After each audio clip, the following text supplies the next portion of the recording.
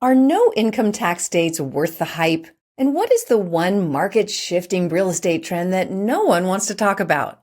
And finally, what does the analyst who predicted the 2008 housing market crash think about today's housing trends? All that and more on today's episode.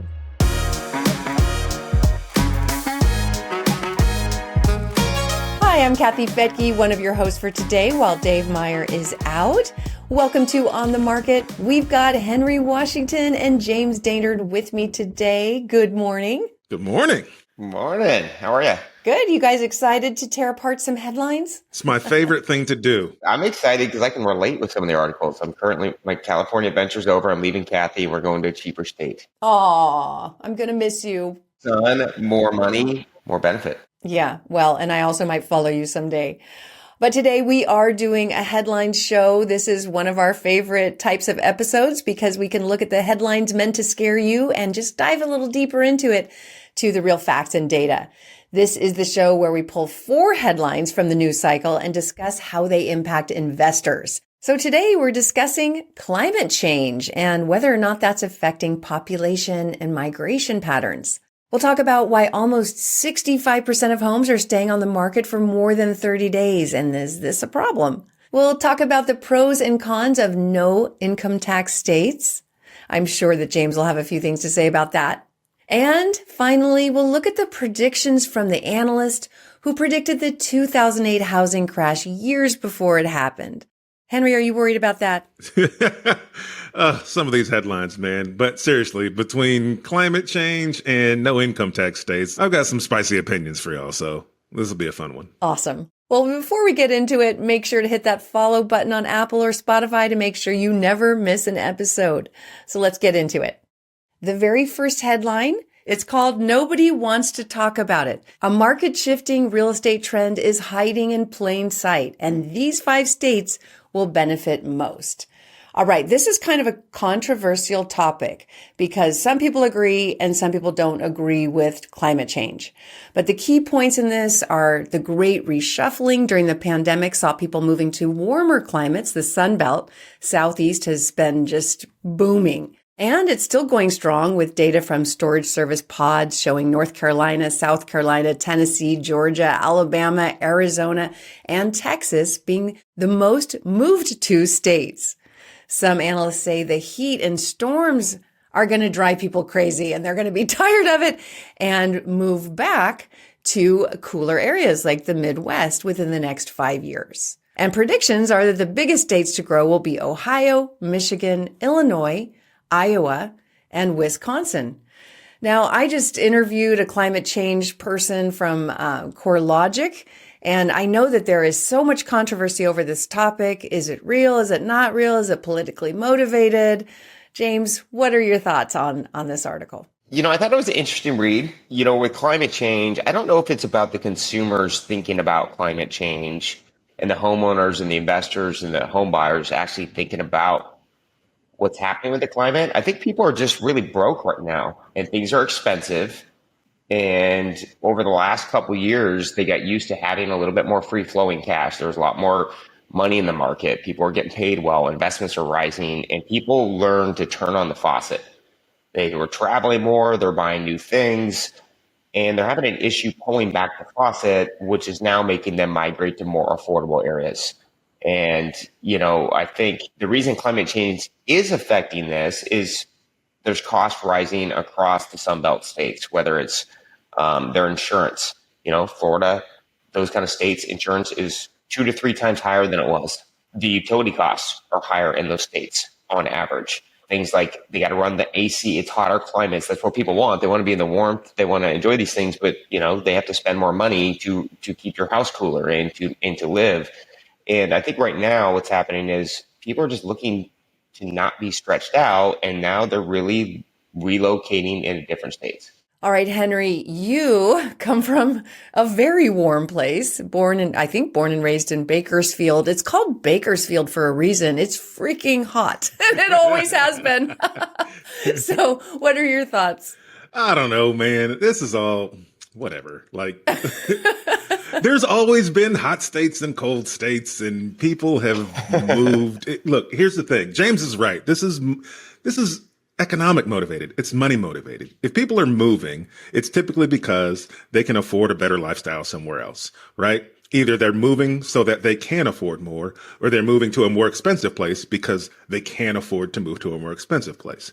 I don't think people who have a limited income are like, you know what, let's pick up my life and move to somewhere else. Like, if you can move because of the climate, you probably have enough income to do that. And so I think this is more related to money than it is to climate. Like, having extreme weather in different states has always been a thing, and people move because they can either afford to move or because they can't afford to be where they are. I mean, it's not that big of a deal to me. Well, summers are kind of hot, lots of places, right? I think even in Ohio and Michigan, it can get hot. Also, it can get very cold. I just know a lot of Californians have moved because it's cheaper elsewhere. And we're weak. Like, we can't handle weather. We don't know. Except, of course, if you're from Bakersfield, you could live anywhere. But, you know, I couldn't. I was in Austin. It was very hot. I couldn't handle it. But at the same time, the people I hung out with love it. They just love it. They're not moving because of the heat. They're there because of the heat. I do think a financial consideration that people should think about is, if there is climate change and you start experiencing things in states that people aren't used to, so you're getting more storms and causing more storm damage in a state, I think that could impact insurance costs. And then those higher insurance costs could cause people to want to move, because that could be maybe pricing them out of their homes or pricing you out of investing there. And so I think there are some ancillary things that could come if climate change is a big deal in a certain area. But for most states who are like, if you move to Virginia, like, there's hurricanes there. Like, that's already a factor, and insurance is already pricing that. But if you're getting climate change in a place that they're not used to, then yeah, you could have some higher insurance costs than you were expecting. And that might cause people to want to pick up and move somewhere where it's more affordable to live. Yeah. I mean, again, when I interviewed this climate change specialist, a couple of the places that the reports have shown are going to be less affected by climate change are Ohio and Michigan, the Great Lakes, for some reason. So if that is someone's concern, also Ohio, you know, we've been investing in Ohio for years for the affordability and the cash flow. They also have a lot of water. And water is an issue. In California, it's a huge issue. Not this year, we got our water, but who knows how long that's going to last. And people who are concerned about having water, you know, are looking at places like Ohio where there's plenty of it. Well, and I think one thing to look at too, outside of cost rising, is businesses are leaving these states too. A lot of this migration that's coming out, like California, they've lost, I mean, you've had Tesla, Oracle, bigger businesses are leaving for other states, which is also going to force the migration. And that has really, I don't think, a whole lot to do with insurance costs or anything else. It just has to come down to straight tax and regulation. And they're leaving. And that's really what I think is driving the migration, not really the overall other costs that are racking up. There's less jobs, and it just costs too much to live there. Okay, let's move on to Henry. What's the second headline? All right, our next headline comes from Redfin News, and it states nearly 2/3 of home listings have been sitting on the market longer than a month as buyers grapple with high costs. And so some of the key points that this article discusses is that 65% of homes have stayed on the market for 30 days in June. That's up from 60% just a year ago. 40% of homes stay on the market for 60 days. So buyers are holding out for lower rates and cheaper homes. Sellers are holding out for buyers who will meet their price. So we have a standoff. Stale inventory is growing fastest in markets like Texas and Florida. And in Dallas, 63% of listings sat on the market for at least 30 days in June, which is up from 52% a year earlier. And that's the biggest uptake for all of the U.S. major metros. And in Florida, 4 markets are seeing the most stale inventory, and that would be Tampa, Fort Lauderdale, Jacksonville, and Orlando. So, Kathy, you invest in some of these markets. How do you feel about this? Yeah, you know, oftentimes cities do become more expensive, and the cities are what we hear about, is where we get the data, and we invest in the suburbs.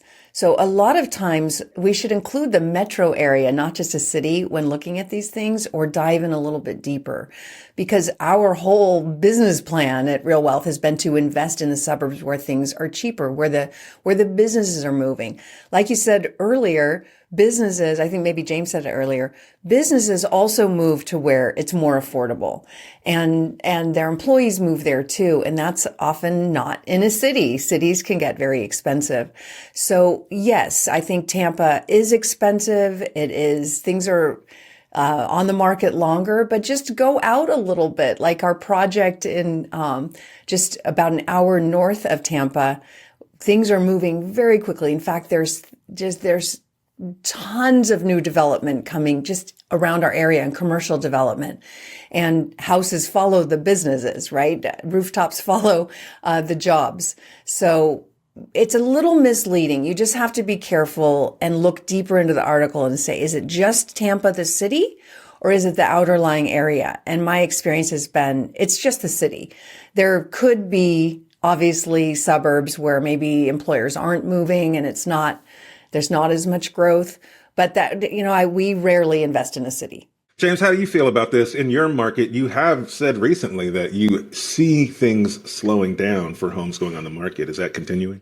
Well, yeah, and it's also the season we're in. Typically, at least on the West Coast, the summers are slower. I've definitely seen things take longer for sale, but it's just completely normal. Like in Washington, our summer market comes at the end of May, and once we hit end of June, July, August, it is flat. The amount of sales that are going on right now are always less than in that spring, because you're also kind of, it's like when you're driving on the freeway and you're going fast, and all of a sudden you exit and you feel like you're going really slow. And that's what happens every summer. You get this pop of energy. Buyers want to lock in, get settled in for the summer so they can settle in for their school year in the fall. This year, it came about a month earlier because we have different things going on in the economy. And it went from, we were seeing like 20, 30 showings a week down to 4. And when you see that, you feel it too. And there's no reason to panic. We are selling every house. It just doesn't take 5 days, and we don't have 20 people coming through our house. I sold 2 homes this last week. One was on market for 45 days, and we sold it for $875, and it was listed for $899, right? That's not a big variance in there. $899 was also an extremely high list price.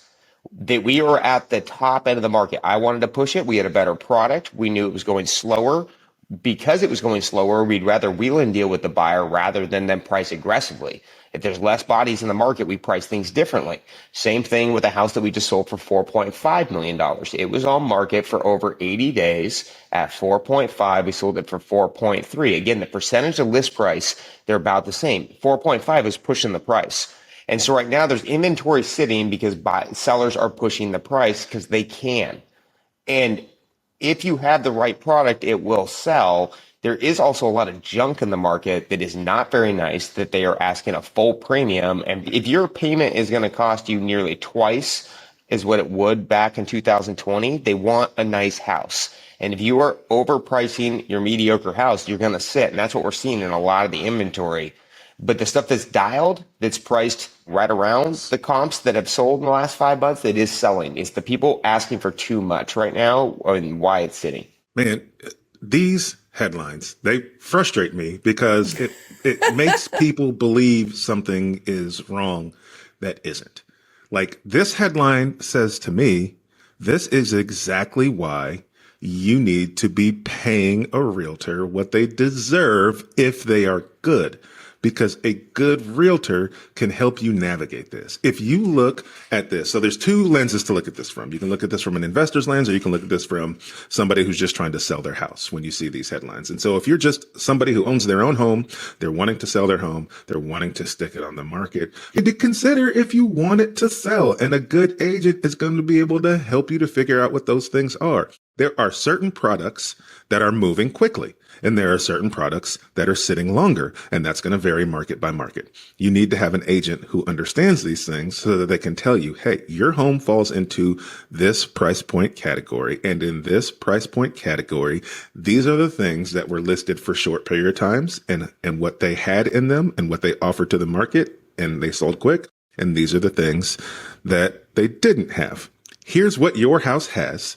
How can we add some of those things or highlight some of those things to get your home to sell faster? You have to be smart in an economy where there are less buyers, because that means you have less eyeballs looking at your product. And so when you do get those eyeballs, you want to capitalize on them.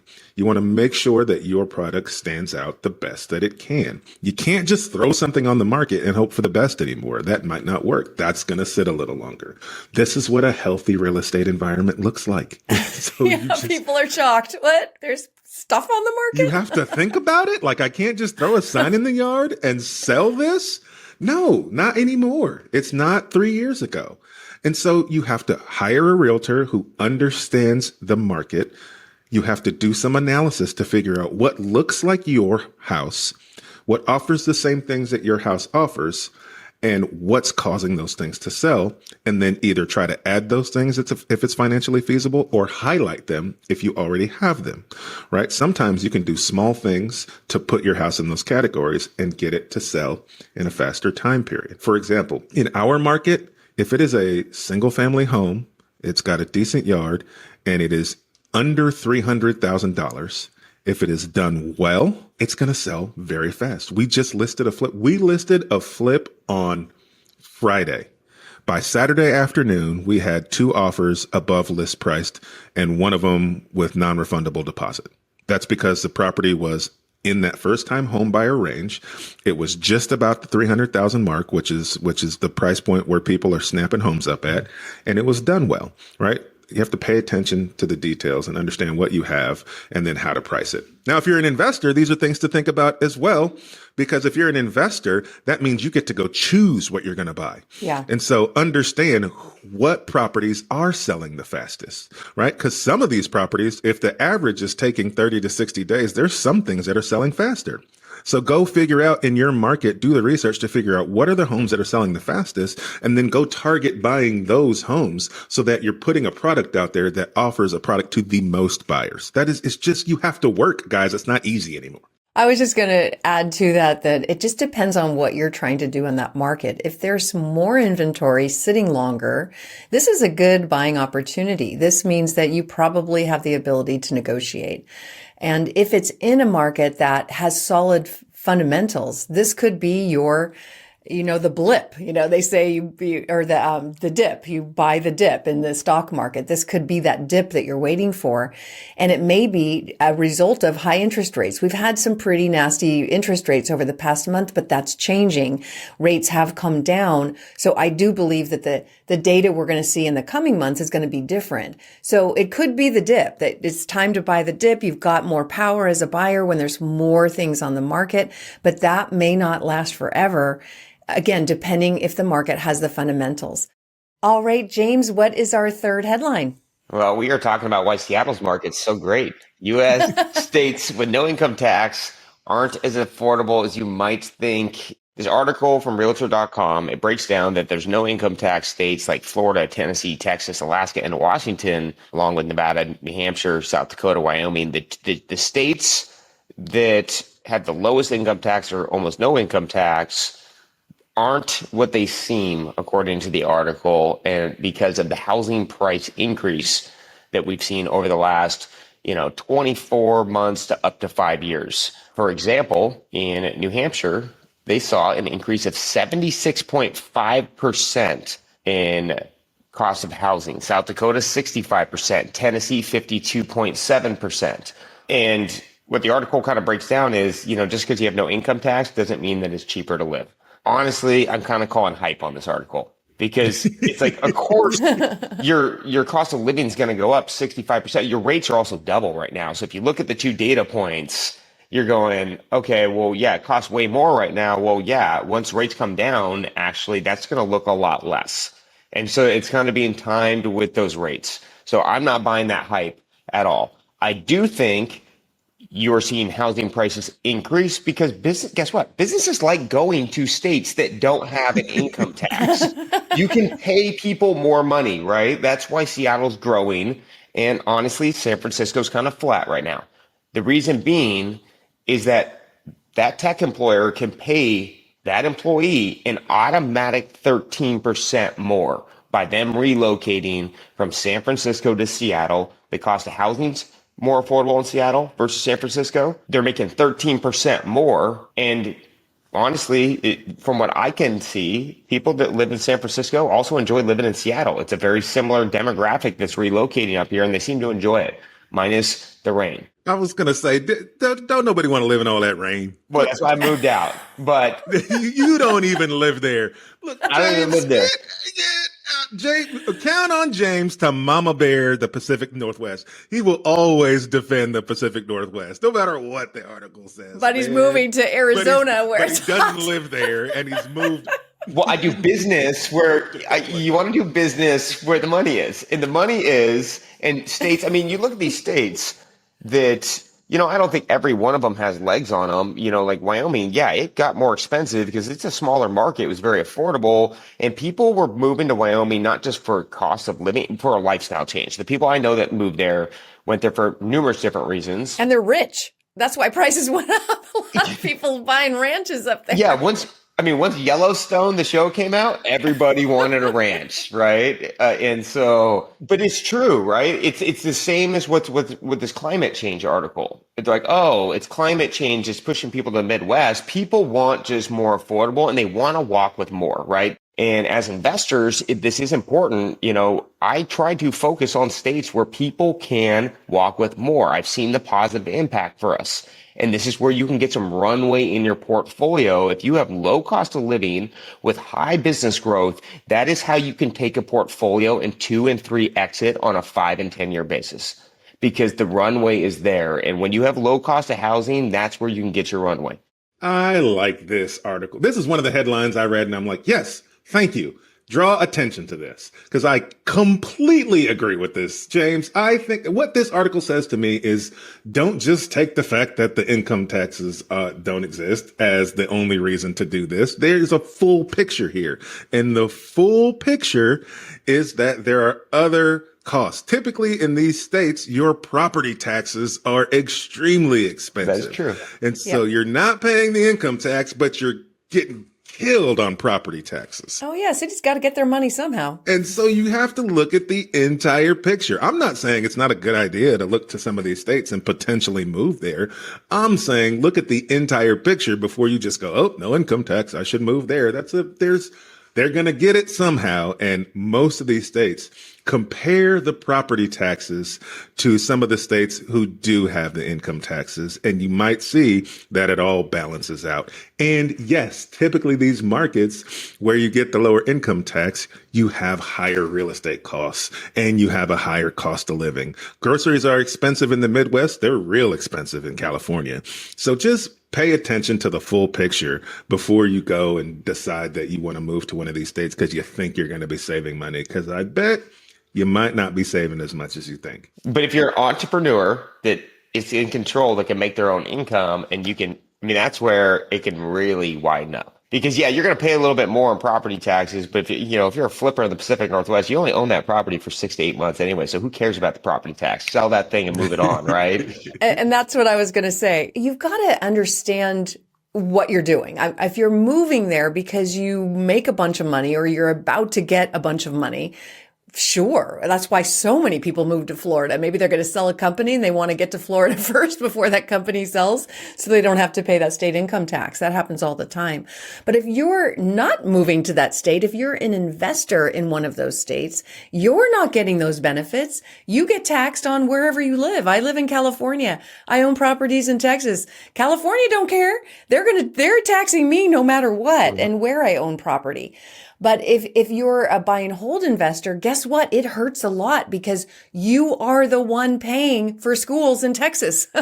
It is the property taxes that pay for the schools. They have great schools in Texas. You're paying for it if you own property because that's why taxes are so high. So you can feel good about it. I'm helping lots of kids. In Houston, it can be as high as 4%. In California, a lot of people don't know this. our property taxes are super low. Like that's one thing California somehow got right. We pay in every other way, but our property tax here is 0.07%. Whereas in Houston, it could be over 4%. Now the houses are cheaper. So I've told people, if you own $1 million dump in California, but a $200,000 rental property in Houston, it's kind of the same. You're used to the property taxes at that point. It's a good check. However, in parts of Texas, it depends on the county. You've got to really run your numbers and double check your numbers before ever buying a buy and hold. Before closing on the deal, make sure you've already got your insurance quote. Make sure you already know what those taxes are, because we've had a lot of investors at Real Wealth come to us and say, oh my gosh, the taxes were one thing and now they're another. Well, yeah, because in California, our property taxes don't change that much. They're kind of set. They just go up incrementally a tiny bit every year. But in most other places, there's reassessments. And every year, if you're in a high growth area and your property went up a lot in value, so do your taxes. And you need to put that in your calculations, in your pro forma, not just what it costs today, but what it will cost next year for you. If you can estimate that. Kathy, I got to say, I disagree with you on the property taxes, because in Newport Beach, the house that we bought, it was going to cost us $87,000 every year until I died. Well, that's because it was like a $7 million house, James. Regardless, though, but then look at that. So I spent $2 more million on a house in Scottsdale. Okay. Your problems are unrelatable, James. Nobody even knows what you're talking about. I'm sorry. I spent 30% more on my house that's in Scottsdale right now. The property taxes are 0.33. My expenses for my annual living, monthly living, went down nearly 28% to 30%, and I spent 30% more on the housing there, because the costs compound. And that's why I believe that the mixture of, like, Arizona has got a good blend, right? It's a lower income tax, low property taxes, 0.33, and a lower income tax. And so there's that sweet spot. But by just making that move and even spending more, I'm still saving nearly 20 to 30% monthly by doing nothing but moving and living in a better house. Okay, James, you're in your own bucket there. Our audience doesn't. They're like, poor James. Let's move on before we really upset anyone. It doesn't matter about the price of the house. It's the percentage of it's the percentage. And so regardless, I think they think you got the 30%, James. I think they think you're going to be all right. Henry, what is our fourth headline? Oh, our fourth headline comes from Fast Company, and it says that the housing analyst who predicted the 2008 home price crash weighs in on the current market. Dun, dun, dun. A huge crash is coming. Bill McBride, he's an analyst who predicted the 2008 housing market crash years before it happened. Here's what he thinks about this current housing cycle.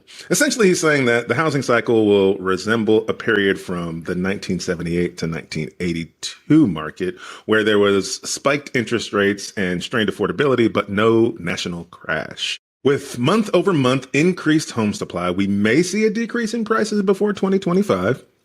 And he says that climate change disasters will cause migration from south to north. And the biggest headwind facing the housing market right now is restrictive policies that limit construction in desirable areas like California. So what do you make of this, Kathy? Well, I get kind of scared when I hear headlines like this, honestly, because I've been in I've been in the camp of we're good, housing is solid. Most people who own homes today are in the best position they've ever been in. They have the lowest payment to their income ever.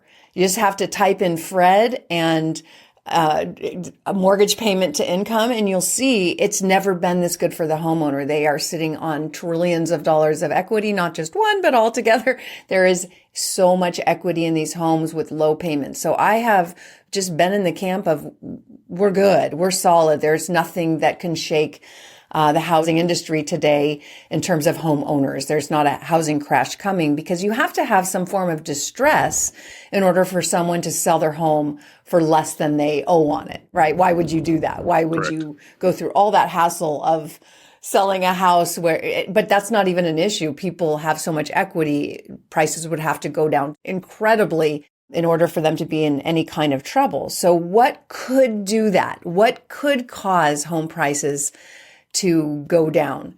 And in this article, it sounds like he's not really predicting that. It's more like he's predicting that they won't go up. And that I could see. I could see where if interest rates stay high and wages slow down, it will be really hard for people to come in and pay more for houses in the future. However, if mortgage rates come down and there's more affordability, then there would be that room for price growth.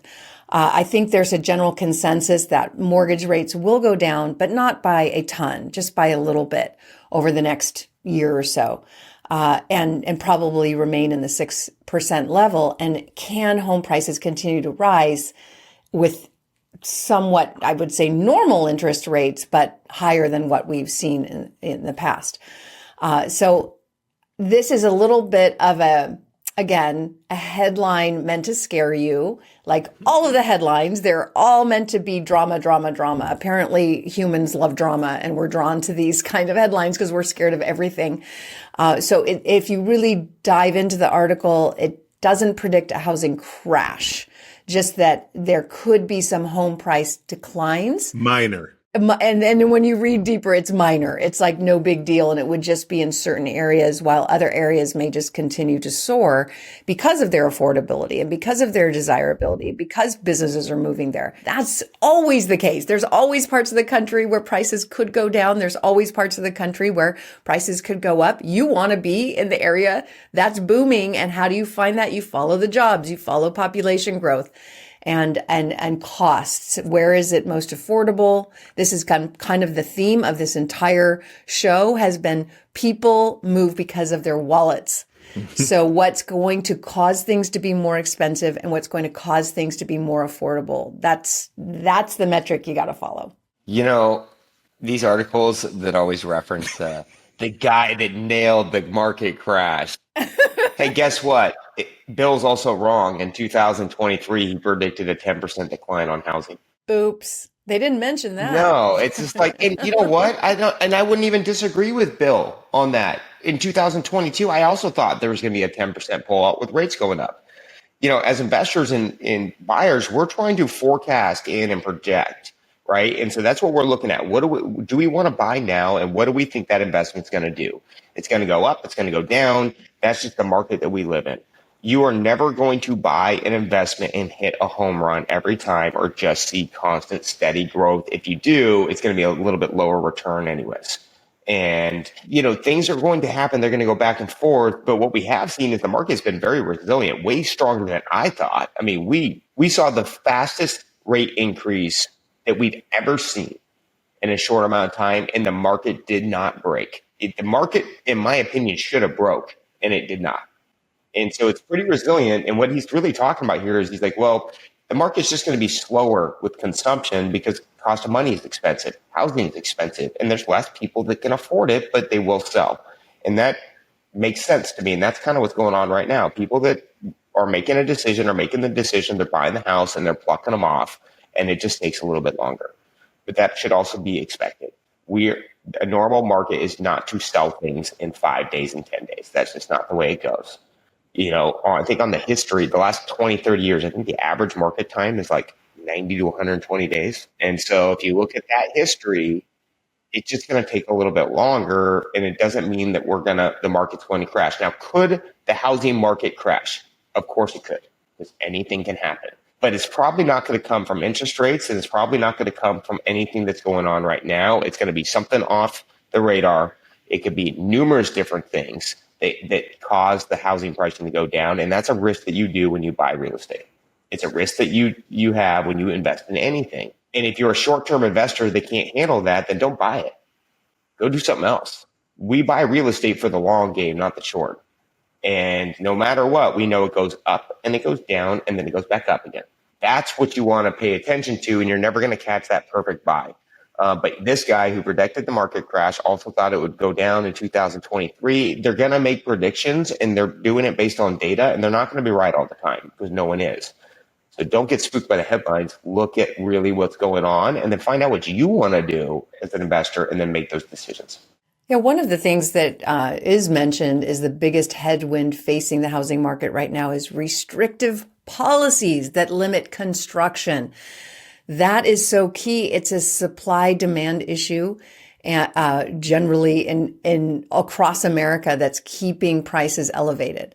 If there was a bunch of new supply brought on, then you could see potentially prices come down because there's more competition. It's going to be really hard to do that, though, with the way policies are today and the cost to build and just the labor costs to try to bring in enough supply, unless we suddenly have some new technology, like, I don't know, just anything other than the process we have now that takes so long.